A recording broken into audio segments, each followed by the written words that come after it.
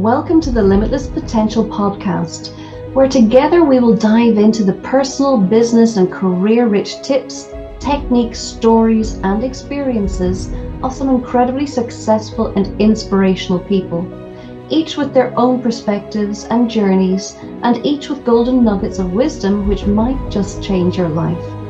I'm Tracy Stone, and I'm a master trainer in a number of career supercharging techniques, a transformational coach, international best-selling author, inspirational speaker, and a woman discovering and evolving my very own limitless potential day by day.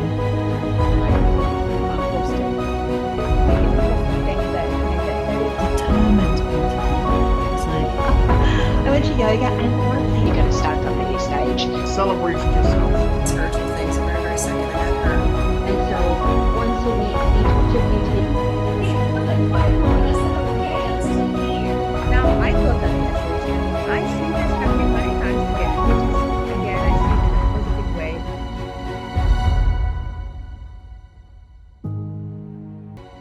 Hi everybody, welcome back to Limitless Potential podcast, and I'm delighted today to welcome Kat Rhodes to join us.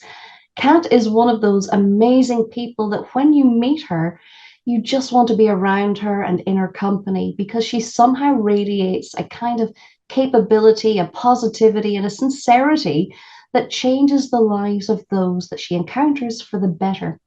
And Kat helps people to reset their frazzled and stressed lives and interrupts their unhelpful patterns and beliefs with her transformational hypnotherapy, coaching, and digital courses. She's a mindfulness and meditation teacher, a HeartMath facilitator, and a lead trainer for the world-renowned Marisa Rapid Transformational Therapy School. She also is actively involved in delivering social justice programs to improve the self-worth of teenage girls. Kat is a wife who is still 20 years later smitten with her husband. She's also a mother of one son and a much doted on fur baby Buddy. And she has an incredible list of pastimes and interests, all focused on keeping physically and mentally fit, such as Pilates, yoga, hiking, beach walks, kayaking, singing, and cooking. And she is totally in her happy place with a house full of kids and family, all sharing food and music and laughter. But as with most of us, life hasn't always been a romantic beach walk. In her mid-40s, Kat was diagnosed with stage 4 colon cancer, which doctors believed was terminal. But thankfully, she showed cancer who was boss. And she's here with us today to talk about her journey and how she taps into her own limitless potential. Welcome, Kat, and thank you so much for joining us. Thank you, Tracy, and thank you for that very kind intro. There are a few points that gave me a big smile. Well, it's all the truth about you, and that's why you're here. And people will have so much to gain from spending this little bit of time with you. So thank you again. So, Kat, let's start at the beginning. Tell me a little bit, if you would, about what life was like for you growing up as a child. Life growing up as a child, it was a mixture of a couple of things. It was a mixture of tremendous freedom and lots of free play and adventure, and also some hardship and some trauma. So as a child, I began my life in a small country town, living close to large properties, and we were allowed to run and play very freely. So I was a very imaginative, creative child. And then we began doing a lot of traveling. We traveled around Australia, and that gave me like an amazing array of experiences. But in amongst all that, my father was a functional alcoholic. My mother was very young. She was 18 when she had me. She had 3 children by the time she was 23. And back in that day in Australia, what we know as corporal punishment was considered normal, and it was quite brutal. So, we were, smacked and strapped and yelled at, and that was very traumatic for me. So I had some amazing, wonderful things, and a strong nuclear family, and I also had a legacy to heal from. It was a bit of both. Wow, that must have been quite hard. How did you get through those times? How did it affect you, that kind of childhood? It affected me in various ways. I think it affects personalities differently. I think, being frank, it turned me into a child who was a pleaser, and I suppressed my own needs. And I was able to read the room, read the temperature, what was happening with my parents or anyone around me, and adapt my behavior to minimize the pain, minimize the yelling, or avoid the smack, or those types of things.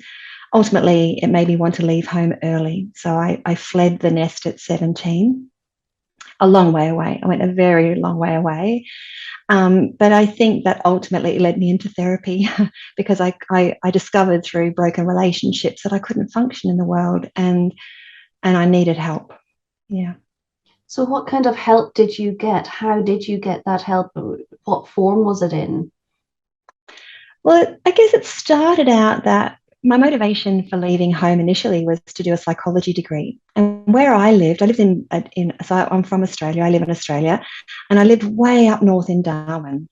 And back then, there was no tertiary institutions whatsoever.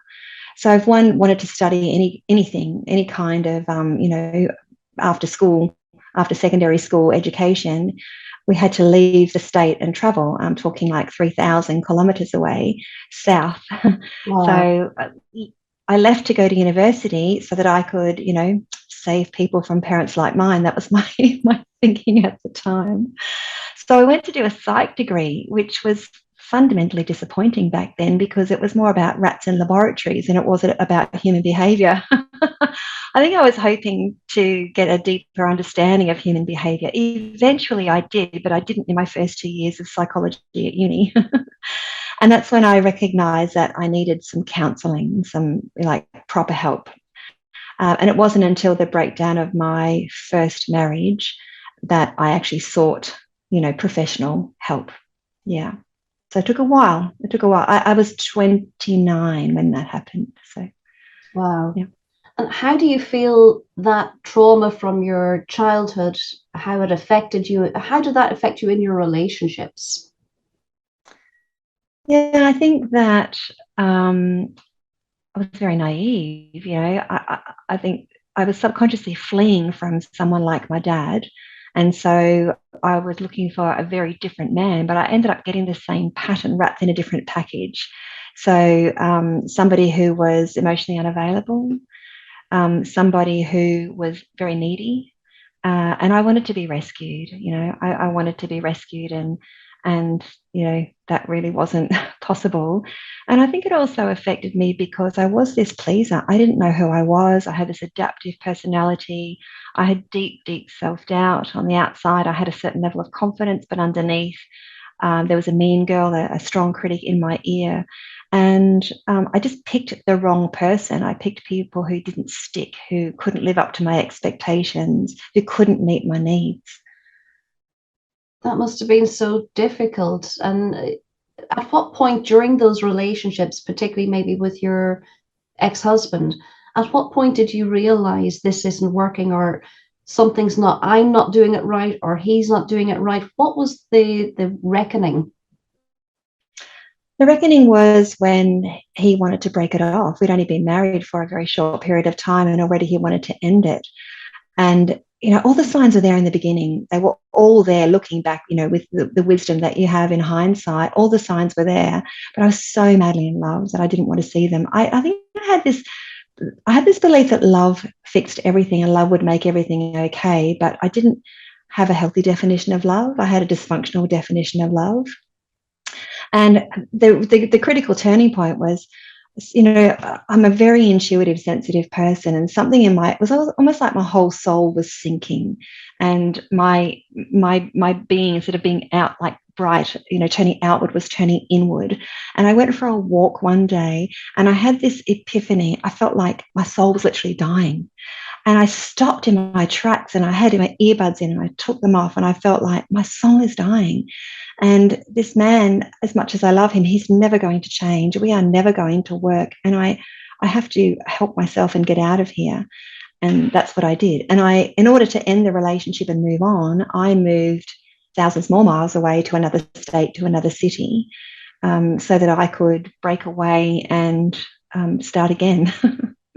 So I had a pattern of running for a while. I was a good runner. And do you feel that the running was more fueled by bravery or fueled by fear? Bravery. Brilliant. Bravery. Yeah, I was brave. I look back and think I was brave. I was independent. I was courageous. I was too independent because I didn't want to admit my need. But it was bravery. I think I had some deep insights and I acted upon those because each time I ran, each time I moved away, something good happened. I learned something about myself and life started to fall into place. It was like I began to really listen to me. And when I did listen to whatever guidance I was being given, my life began to improve in substantial ways. I love that. So learning to listen to yourself and take your own guidance, because we do generally feel what's right and what's wrong, don't we? We tend to know inside, but we give so many excuses to say, oh no, I'll just stay because, or oh, it wasn't meant. No, we talk ourselves out of it. So how did you learn to listen to, or what was the effect of learning to listen to yourself and act on the bravery instead of acting on the fear? I think a real catalytic point was when I'd moved cities and I was going through a healing process. Somebody recommended that I go and see, a person for help. And I went to see her. And the minute I walked in the room, I felt like she had looked into me and she knew me. And I think that was because, as you will relate to, the benefit of a therapist who has seen all the behavioral patterns, seen what a human being can do, and you pin it. The minute someone walks in the door, you've got a really strong sense of what's going on for them and who they are. And I had never met anybody who had dealt with so many people and was such a good reader of people. And what she said to me was that I was dead below the head. I remember it so clearly. Those moments in your life where you know what you're wearing, you know where you're standing, the room, the color, the conversation. It was one of those peak moments where it was imprinted in me. And she said, Katrina, you're dead below the head. She said, you need to get in contact with your body. You need to go into yoga. And I'm like, oh, okay, right. I trust you. I've never done yoga. I'll give it a go. And what she also said back then, I look back now and think, wow, I was a person who was highly sensitive, experienced anxiousness and anxiety. None of those things were terms back then. They weren't diagnosed or they weren't common knowledge. I was like a functional, highly stressed person. And I had learned to tune my body out. The only way I could cope with that level of anxiety was to tune it out. And looking back, I think it happened very, very young. When a small child receives a beating or some sort of severe punishment, you don't want to feel that if you have no control over it, it's going to happen again. A survival mechanism to just cut off that perception, cut off that physical experience. So I was not in very good contact with my body, and she made a perfect call. So, fast forward, I went to yoga, hilarious yoga teacher. I went to yoga, and honestly, that changed my life. That was the beginning of a journey of reconnecting, body, mind, heart, soul. She did me a really big favor. That's amazing. And what an intuitive read she took on you to realize that you were dead below the head. And I think the interesting thing when we come in contact with people who are like that, we know this is why you then are making the choices that you're making. When you feel dead, when you're not feeling anything anymore. So when you're dead below the head and all of those feelings are gone, you've pushed away the feelings for survival, you then don't really care what happens anymore. And I think that's often why people stay in situations that are not good for them, because they actually don't care. They've shut off the feelings and they don't care what happens now. Yeah, it's very, very true. I was very fortunate. I think just part of my makeup, I just knew I deserved something better. I knew life could be better. one of the blessings in my life was, in that great big move, I went to university. So I surrounded myself with a very different circle of people, a huge array of people. Where I was, the city I was in was a massive arts scene, and it was a really eclectic mix of people.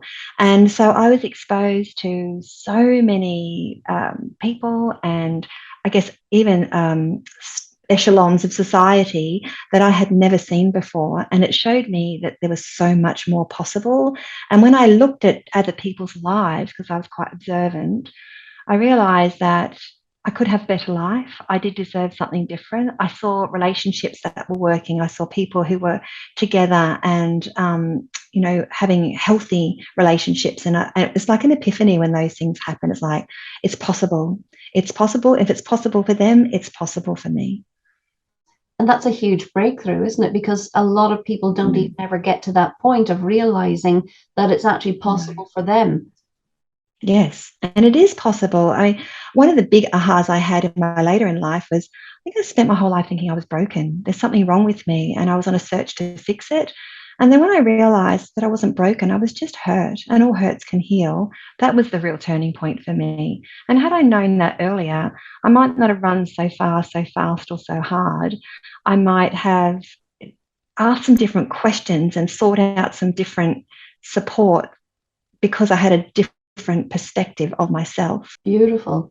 And this epiphany of knowing that if it's possible for other people, this is also possible for you, this different life, this happier life, better relationships.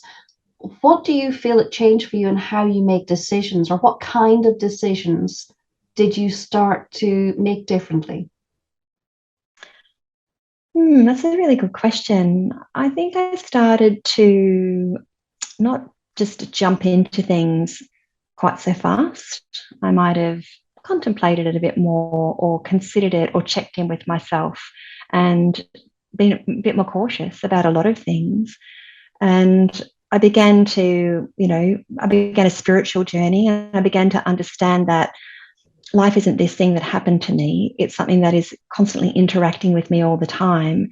And I began to learn about the power of thinking and the power of intention, and how the universe that we live in is, fluid and responsive and intelligent, and bringing me what I'm really asking for, even if I think I don't want it. That's my deepest desire might not be necessarily a good one. And once I began to recognize I was not powerless in the universe that I live in, I began to see, results, different people coming to my life, different opportunities coming into my life. I began to see a direct correlation between what I was thinking about and focusing on and wanting, and what was actually happening. And in that process, different men came into my life, different friendships came into my life, different opportunities came into my life. Lots of good things happened. How amazing. And then when you look back to the person that you had been before that, it's so radically different, isn't it? Yeah. I think change for me was progressive and gradual until cancer, and then it was radical. So let's talk about that radical change to your life of cancer. Give us the background, if you will, Kat, and how you got through that. How I got through it.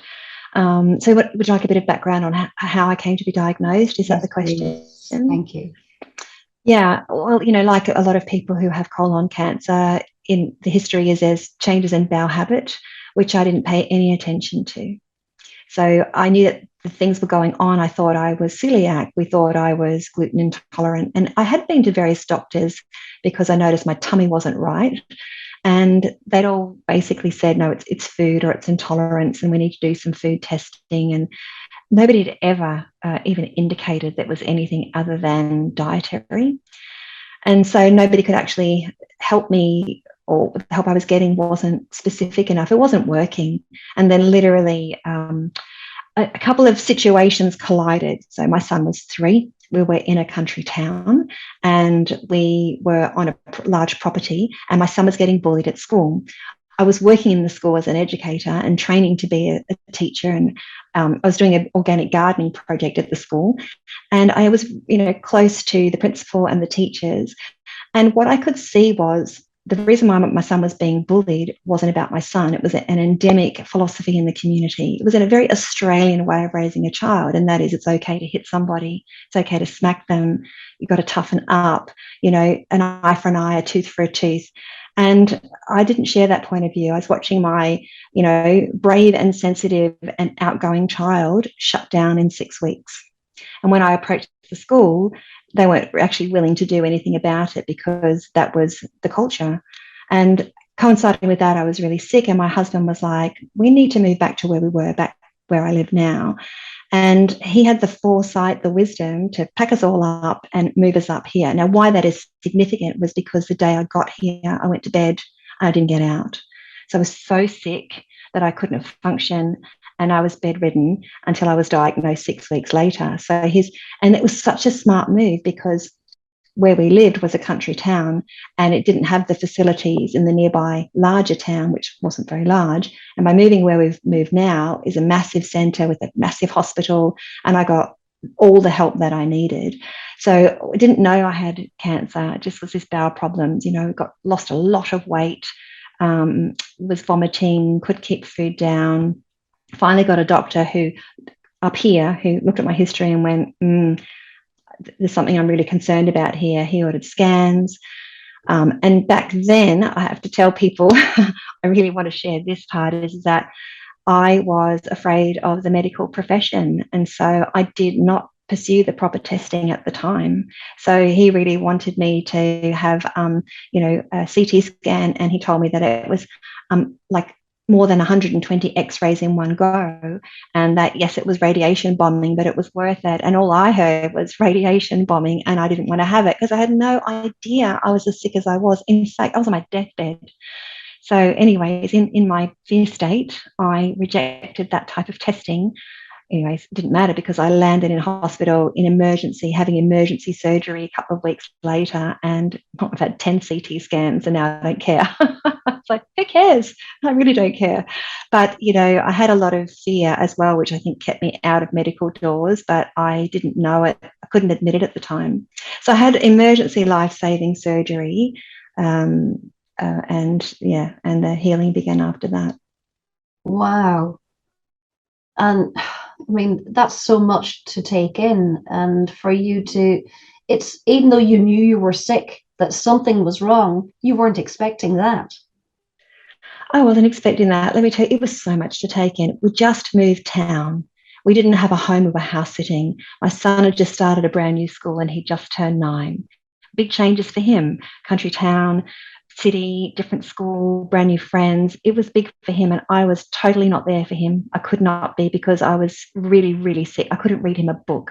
I couldn't get out of bed. And then so I go to hospital, and it's like a bombardment, and they tell me straight away, you've got a mass. They didn't say cancer. There's a mass that's complete blockage of your bowel, which is why you've been vomiting and you've lost 20 kilos of weight, and you're emaciated and incredibly sick, and we need to go in and cut here and cut there. And the bottom line is you'll have this thing called a stoma, which is a bag attached to your abdomen where your movements, shall we just be euphemistic, where your bowel movements go into, and your bum will no longer work. And that's very unsexy. Apart from life-saving, it's like, I had never heard of a stoma. What's a stoma? I'd never seen one. I was clueless, but I couldn't process it. All I had to do was sign on the dotted line so that they could save my life and, prep me for surgery and go and get it done. It was a huge amount to take in, so much so that my husband tells me the next day when the doctors did their rounds. Now, if you can imagine this, the doctors have come to do their rounds, and I have tubes everywhere, out of my nose, out of my mouth, 3 or 4 in my abdomen. I'm hooked up to various machines. I've been cut down the middle, 6 hours of surgery. I've been unzipped and, opened up like, a fish, and gutted, as I say. And guts was pulled out. They did what they had to do, stuffed it back in, made that stoma bag and zipped me up and came to see me. And the doctor doesn't come in by themselves. They come in with all these students, because it's a teaching hospital.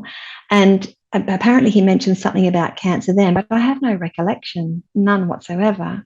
So when he eventually came back and I was more lucid and he told me, I just went, what? And he said, well, the colon cancer, I told you, and I went, you what? And when I looked at the faces of the students, they wanted to be anywhere but there. They looked at the ground, they shuffled their feet, like awkward, hung in the air. And I felt like I'd been smacked with something. I almost couldn't breathe. And he said something else, which was really not very nice. And he just walked away. So I didn't hear it in the nicest, gentlest of ways either. It was very in your face. That's incredible. That's really incredible. Such a dramatically life-changing situation handled so badly. And that can have a huge effect in just even how it's handled. Yeah, well, fortunately, I'm resilient. Yeah. There was so much going on. I could barely process it at the time.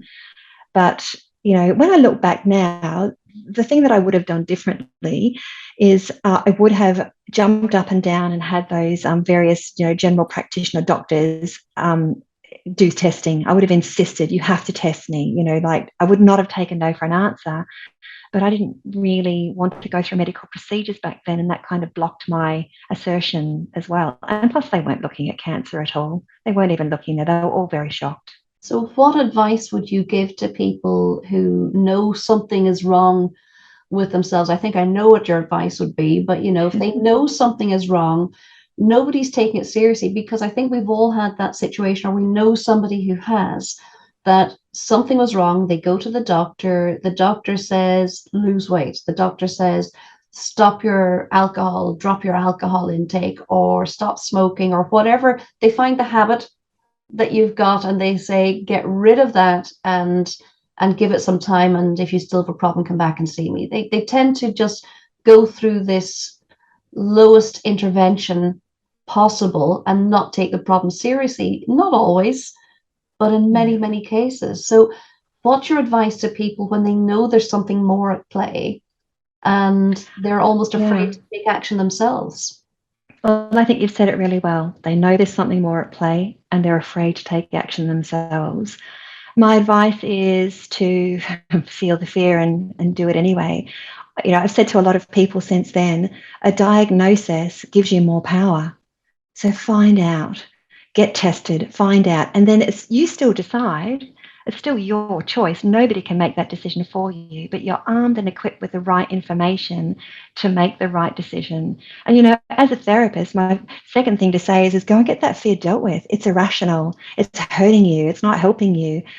Have somebody help you through that, because there are plenty of people who can. Yeah, because it's so much worse if you put your head in the sand and you let it be a crisis. The other thing about it is it's not just us as individuals. We live in community with people. We have partners and friends and children and families and mums and dads and aunts and uncles, all who care about us. And we kind of, put them through it, so to speak. Like we don't ever experience something in isolation. And, my resistance in hindsight, even though I didn't know I was doing it, it hurt my family. It did hurt my family. What my husband had to go through, because, of my reluctance and resistance, it made it 10, 20, 100 times worse. And I looked back at that, over time, and I processed that. And, he wouldn't have done anything differently. But I look at that and think, wow, if I'd had better hindsight, foresight, wisdom, then I might have caused other people less pain as well on the journey. That's a really good point. We don't do this in isolation ever, and ignoring the problem and putting our head in the sand and thinking if I ignore it, then it's not real.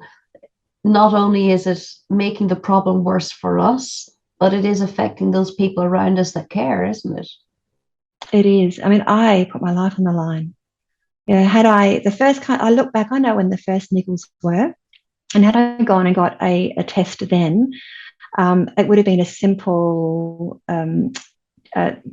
moderate surgery, and that would have been the end. They wouldn't have even recommended any other treatment. It would have been just, scoop it out and that's the end, and monitor your bowel habits. But I didn't do that, and I didn't even know that that was an option. And fast forward a few years later, and it was a full-blown emergency. So now, any niggle in my body, I'm not paranoid in any way, but anything, I get it checked out. Got a tooth problem, go get it checked out. I have to have regular colonoscopies, and we brought one forward because there was a slight change in my habits, and it was nothing. It was dietary. In fact, it's quite a funny story to go with that, but I'm going to go that I got it checked out straight away. Yeah. And I think often a lot of us feel we don't want to make trouble. We don't want to cry wolf. We don't want to annoy people. We don't want to sound like we're always going on about something being wrong, always complaining. So we kind of think, no, it's fine. And we brush it off, and the fear, the worry is still inside, but you don't want other people to think that you're complaining all the time. So you sometimes don't bother dealing with it. Yes, it's very true. But I think it's important to rest your mind. I have a friend who, there's something wrong with her every week.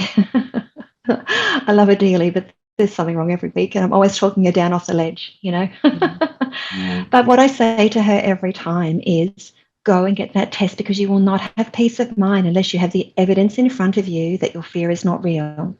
If you're an evidential type of person, if you need to get that result, if you need to actually know that my fear is not real, that pain or that ache is only something that is natural and normal and not benign, not malignant, it's truly benign, then get that, doctor's test, get that CT scan, that blood test, that consultation, that diagnosis, get it and have it. It doesn't matter if you have to keep going back again. It will give you peace of mind, and that's important. I think that's wonderful. And then when you get that evidence that either there is something, like you say, it empowers you to know how to deal with it, or if you get the evidence that says there's nothing wrong, then if the fear is there, and if you still are all the time fearful and there's evidence that nothing is wrong, then you know that you need to deal with the fear rather than the problem itself, and get rid of the fear.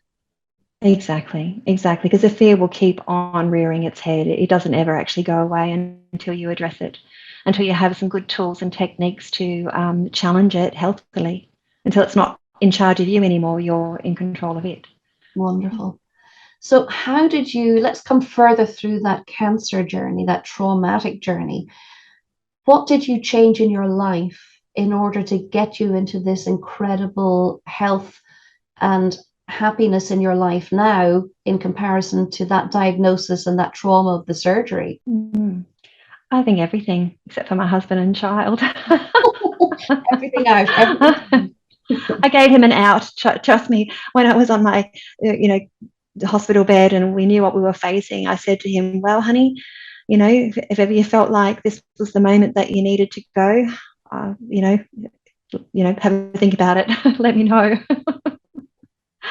He told me not to be stupid. He paused way too long, and then he said, don't be stupid. And you can hold that pause over him forever now. Yes. No, he's such a good man. I changed a lot of things because lying in hospital, and you've heard this story from me before, because we've been co-authors, that I had 23 days of deep reflection, and I am a reflective person, but this was reflection on overdrive. Also too, I had a significant experience with what I can only name as God. There was a love, like a divine love that processed me. It was like profound. I just had this knowing that I needed to phone my sisters and key family members and every friend that I had ever pushed away or rejected or hurt, and tell them that what I had done, I wasn't interested in anything that they had done to me. I wanted to say to them, I hurt you. I've been a bad friend. I've been a poor sister. I totally know that I have. And in a really surrendered way, tell them that I love them and that I'm sorry. It was so emotional. I cried for days. I had days of phone calls. Wow. So that was very tough thing to do. Family healing. Very cathartic. Very cathartic. And, it actually wasn't that tough. I can't describe, I still find it hard to put into words the type of surrender that was required of me in that process. When they told me, you've got, I had had this surgery, I actually let go of control. And don't ask me how, because I've been a control freak all my life. I needed to control my circumstances because my family life felt so out of control to me. And I learned to control things and control people. And when I completely stopped it, miracles happened. When I stopped control, I got the right doctor at the right time, the right surgeon, the right hospital, the right nursing team, the right hospital bed, the right ward, the right everything. It was phenomenal. And in that surrender state, it kept rolling on for days and weeks. And in that, I knew that I needed to heal my relationships. I think I had an experience of like when you die and your life flashes before your eyes. I just had this knowing after knowing after knowing of how I'd hurt myself, what I'd done to me, and that, I couldn't keep living like that anymore. I didn't even want to. I think as that love experience happened, my desire to love myself just grew exponentially. And when you really care about yourself, you don't really want to hurt others. If I really care about me, I care about my sister's relationship, I care about my mum, I care about my friends and my husband and my child. I care more. I care more because I can see my impact upon them, and that I want to heal it. I need to admit my wrongdoing. Wow. Yeah. So instead, when you're brought to the brink of this, in that trauma, instead of feeling like giving up, that it's all too difficult, nothing is worthwhile, it's all futile, instead of feeling that, it brought you back into your life, didn't it? It empowered you to drive your life the way you want. It's so interesting you should say that, because no one's ever put that to me before. I never thought about giving up. I didn't. My give up moment was, I remember lying in the bed, so sick, so emaciated, and saying to my husband, I can't fight this anymore. I can't do this anymore. You have to take me to hospital. And it was the longest drive of my life, going to that hospital, because I was sick all the way. It was hard. And I think I got to that point where I didn't want to give up on my life. I wanted to give up on what I was doing in my life, or how it was. I wanted to give up that. And I think that helped me in that place where I'm like, whatever happens, it's out of my control, and I'm going to hand that control over to this, benign, loving universe and God. Here you go. I can't do it. It's yours, like, help me. And that's what happened. And it's amazing when we talk about control, and you mentioned a little bit ago about when you give up trying to control it. It's amazing, I find, the more we think we're controlling things in our life, we're actually reducing our control. So often we kind of hold on to the baggage of life, thinking that, remembering that pain, remembering the trauma that we've been through, keeping ourselves small in life to protect ourselves. We think we're giving ourselves control by holding on to that pain, when actually it's allowing the pain and the trauma to control us, isn't it, instead? It is. And what we're actually controlling is, we're putting a lid on it. We're controlling how much we feel. And so what we're really saying is, oh, push that ball down under the water, and of course it pops back up. If I can't feel it, it can't hurt me. And that's a false sense of control. That's what, pushing that hurt down hurts more. It really does. So, Kat, as you come out through all of that situation, obviously this is the short version of how you kind of kicked the butt of cancer, if we can use that word in there. What would you say, what aspect of your personality or how you live your life has most changed as a result of lifting yourself out of that? If I use other people's description of me, they would say that I was kinder, more compassionate, more relaxed, and stuff that used to worry me doesn't worry me anymore. So I think parts of my personality that dropped away was the one that cared about what everybody thought, or the one that was trying to control my image with people, the over pleaser, the one that was mean to herself. That stripped back. No, it didn't completely go, but let's say if it was 100 in my life, it probably dropped down to 20. So it's 20% remains, which is totally manageable. So I think that I it wasn't about not sweating the small stuff. I just didn't. I didn't. I had a. I've had a perspective. I got a new perspective. I got a natural gratitude, and I also didn't want to live life in the same pace or in the same lane. I wanted to slow down. I wanted to smell the roses. I wanted to value motherhood. All my priorities changed. I wanted to build strong connections and really get to know my sisters as women and as mothers, and rebuild a connection with my mother and my parents-in-law. I wanted to know people. In fact, I think I went from an introvert to an extrovert. I'm not kidding you. That's an incredible transformation, isn't it? Yes, it is. Wow. I've done a personality test just out of curiosity, and I'm borderline. I have introvert qualities as in need to pull away to recharge, but I'm fully quite extroverted in my social interaction and the need for that, the need for community, the need for connection, the need for interaction, meaningful interaction. Yeah.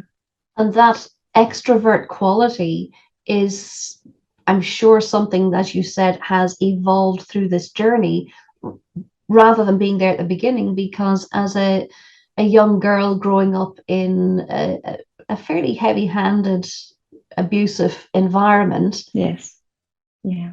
you're not extrovert when you're in that. That naturally creates an introvert, doesn't it? You learn to stay small, you learn to try and please, you learn to not inflame them, you learn to do anything that you can to prevent that abuse from continuing. So that's an introvert quality, isn't it?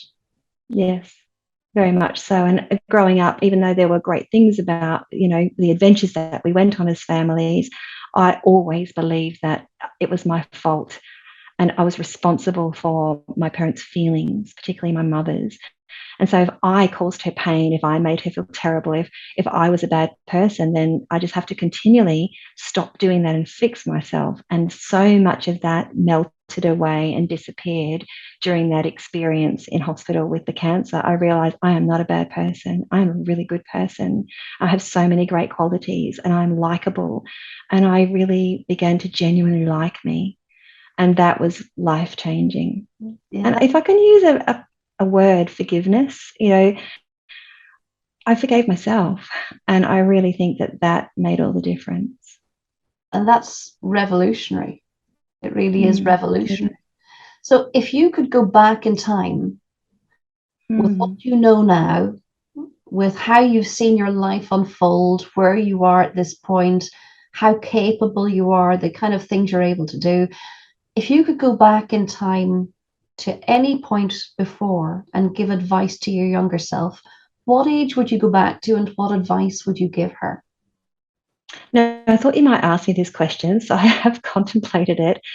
And I couldn't go back. Who I am now, if who I am now is a result of all of that, I couldn't change it. Yes, I would like it to have happened faster. Boy, I'd like to like me in my 20s and have wisdom and be, kind of like knowing where I'm going. That would have been amazing. But I actually would give her a heads up that she's in for a bumpy ride. I would say to her, honey, you've got a ride ahead of you. But I would probably infuse in her the capability that she has to all her strengths and all of her goodness and all of her power, and that she had what it takes to get through the other side, and that it was going to work out all right, in fact, better than all right. In fact, her life was going to be better than she'd ever dreamed of, and that whatever was going to happen, she had a guiding presence, I'm going to call it God, and that she should lean into that and she should listen to that, and that will make life a whole lot easier. And all of that knowledge, all of that advice that you have learned yourself along the way has given you so much strength, hasn't it? It has. And, would I like to, change that? I probably would have liked to have changed my life from about 18 on. Yes. But some learning, it's internal. As hard as life can be, I believe that everything is used for good. I would never say cancer was a gift. It wasn't. It was cruel. But has it been turned into a gift? Has everything been brought to good? Has everything that has ever happened been used for good for someone else or for myself? The answer to that is yes. And I believe that's essentially the nature of the world that we live in, the intelligence of the universe and the God that created us, that everything works together for good. And I've got proof of that in my life, and I would trust in that. That's amazing. So, Kat, now at this point in life, you're doing so many incredible things. If we skip forward through all of that to now, and we've mentioned at the very beginning some of those incredible things that you work on, tell us a little bit about what life is like now. Life is like now is like wonderfully flexible, I have to say. It's exciting and flexible. I'm a mother of an 18-year-old son who's in his final year of school, and I've had the privilege of making the choice to be present. So I have worked part-time in all of the things I love to do and being mum and at home. And my epiphany on my deathbed was that I so love being a mother and so value this journey that I want that to be my number one. I want my husband and my son and myself to be my number one, and everything revolves around that. And I am a part-time, worker, so to speak, even though I run my own life. So I think that flexibility has been wonderful, and giving that to myself. The other parts of it are the variety. I love variety and I love to grow, and I'm always interested. So to be able to pursue, understanding anxiety and offering help with clients for that, to be able to become a trainer, to be able to work in high schools with young women, with young girls, and give them value and worth and help them to understand their identity. To be able to do these things now is exciting and very rewarding. Wow, and you do it in style. I've seen you in action. I know how incredible you are, and everybody should have that opportunity. So, if you were to give somebody some guidance, if people say, oh my gosh, this Kat is amazing, she's got an incredible life, she's gone through so much and has this powerful, positive energy and is living life on her terms the way she wants, what advice would you give anybody who says, I would love to be able to live life the way Kat does? I would keep it really simple and say, just be really real with you. I'm not into fake positivity, and I'm not into toxic positivity, if you like. I say, just be real with you. Embrace all of you, all that you are. It's like, there are parts of us that we don't like, and there are parts of us that we do like. But if we have the courage to look at all of us and explore all of us and come to befriend and like all of us and know what our strengths are and what our gifts are and what our interests are, then anything is possible. When you are your champion, when you like like a best friend, you want to get excited and curious about life and explore and learn and grow and do and be, because you think you're worth it. That's such powerful advice, to know that you are worth it and to live that way and to accept all of the aspects of yourself. You don't need to be perfect, because there's no such thing. No, there definitely is not. And perfection is punishment. Yeah. So I think that you said that beautiful word, acceptance, and that is a process in itself. But, I have plenty of, failings, and I have plenty of weaknesses, but I'm no longer hard on myself about them the way that I was. I'm like, okay, yeah, that's me. I'm much better at laughing at myself. I'm pretty good at that. That's wonderful. That is like a superpower, being able to laugh at yourself at times. It is. And, in the world that we live in, there's a tremendous amount of pressure to achieve. And my current personal journey, which is ongoing, is unraveling that identity of who I am is in my achievements. Who I am is who I am. And what I do is what I do. And, it's very easy to get caught up in comparisonitis, isn't it? Oh, that person's doing that, and feel inadequate. But it's a trap and it's a trick. And the key is to do what is right for you and grow in doing the things that you feel passionate about because you feel passionate about them, not because you want somebody to look at your achievement. There's a big difference between the two.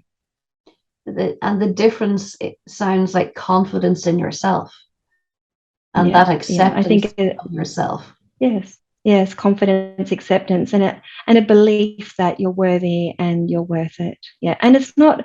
I think I struggled for many years with that whole notion in Australia. Is like, oh, don't get too big-headed and don't get too big for your boots and don't get too above yourself. So playing, small or putting yourself down was socially acceptable, and you could never get arrogant. And I think I really shied away from, looking at the good things in me. But I realize now that none of that is arrogance. When you feel really settled in yourself, you just feel content and happy. And that's what it's all about.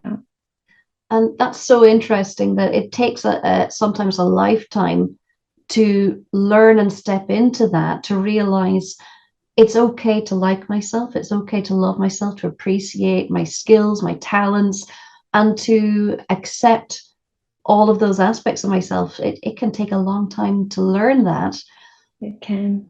But and I think what interestingly, when you do feel that way, you have no desire to tell everybody that you're that. It's like when you're really comfortable with it, there's no need to broadcast it because you're already there. I think when you're uncomfortable, you need validation that you are those things. Definitely. So the critical thing is the internal recognition of it, isn't it? Yes, I think so. And that's the bit that's often the hardest to get first. So the outside facets are easier to acquire, but the inside belief takes longer to establish. It does. And, I've never thought about this. So your questions have been quite provocative. I think my whole life has been one big journey to accepting me as I am, self-acceptance and recognizing that I'm not the bad person that I believed I was as a child, that who I am is a really good person with a lot to offer. And I'm finally beginning to do that. And it feels good. That's beautiful. That's amazing. So, Kat, what's next for you? What's next for me? That's a good question because I think I'm in for a very big what next. I've actually parked quite a lot of my creativity to get my son through, a challenging couple of final years at school. And so I've really pulled back on some of what, my offering for people, the work that I do and the therapy and, group work, and I've parked it. So when my son has finished school, I'm free to create. So what's next for me is I really want to go further into creating workshops for teenage girls on their worth and value. I feel really excited about creating, resilient programs for people so that they can experience true resilience, lots of skills and self, knowledge in that. And so they're probably the key areas that I want to grow in. I've got some. I feel like I've held this creativity in. It's like it wants to bust out of me. And so I'm going to be doing those things. That's amazing. And how can people get in touch with you, Kat, if they want to find out more or tap into these amazing things that you do and how you help people shift their lives? Well, the best way probably at the moment is via my website, which is my name, KatrinaRhodes.com. But I just want to say up front that you'll go there and you'll see it's under construction, but not for long. They can also find me on Facebook. My business name is Rapidly Transform, but they can also find me as Katrina Rhodes. But website's probably the best because behind the scenes, I have been doing courses, courses on how to create courses on how to, I'm rebuilding my website. As you do, the homepreneur wears many hats. And once my son is out of school and I can finish all of those behind the scenes jobs, I will, be back in more visible again. Well, that's been absolutely amazing. And I can hand on heart say, I know the transformation that you make in people's lives. I've seen it. I know how special you are. So people need to be flooding to your doors and experiencing some of the magic of Kat, because truly you make a huge difference in people's lives. And in great part, it's just your natural personality, but it's also the journey that you've been on through life that's brought you to this point with those skills and with that acceptance and that self-love and that ability to help other people get there too. So people should feel a part of that too. Thank you so much. Thank you. I really appreciate it. My pleasure. So, Kat, any final pearls of wisdom, any final little nuggets to leave with the listeners today? Yeah, I think I might have one. So the topic today is called Limitless Potential. And I've been thinking about this topic in a slightly different way. And that is that I've discovered that I have more potential within a certain limit. So it's like when I operate within I call it limits, that's when I am working towards my best potential. And what do I mean by that? What I mean by that is I'm really put on this planet as a communicator, as some form of an educator, teacher, communicator to facilitate change. Now, if I try to be a surgeon, if I try to be a mechanic, if I try to be a baker, I even tried to be an educator just in school. If I forced myself into that mold, then I would actually never have great potential or limitless potential, because some part of my makeup would be recognizing that that's not the right lane for me. So what I want to say is that we actually have limitless potential within our perfect limits. So when we find our perfect limit, that's when we flourish, and our potential is then released and accelerated. So I want to encourage you that if you are feeling like something's not right for you, well, then it's probably not. So don't fight against it, and go with the things that are more right for you. There's a lot of societal expectations, there's a lot of family expectations, but when you find your lane, that's when your potential is truly limitless. Wow, that was beautifully put, very beautifully put, and a final nugget that truly is worthwhile for people. So thank you so much for that last little moment of inspiration. Thank you, Kat, for sharing so many incredible personal details that help us to understand more about you, but more importantly, for us to take into our own lives and grow and get stronger, make stronger choices, and really begin putting ourselves first in the right way. Putting ourselves first, making ourselves stronger, is actually an act of not just self-love, but it's an act of love for those around us as well, because we get stronger. Yes, very true. Very So true. thank you for sharing all of that. Really appreciate having you here today. It's been amazing. People need to be looking you up and getting in touch with you and having some of that magic. So, Kat, thank you so much. And thank you to everybody who has joined us here today, tapping into that limitless potential and enjoying all those nuggets of wisdom. Thank you, and see you soon.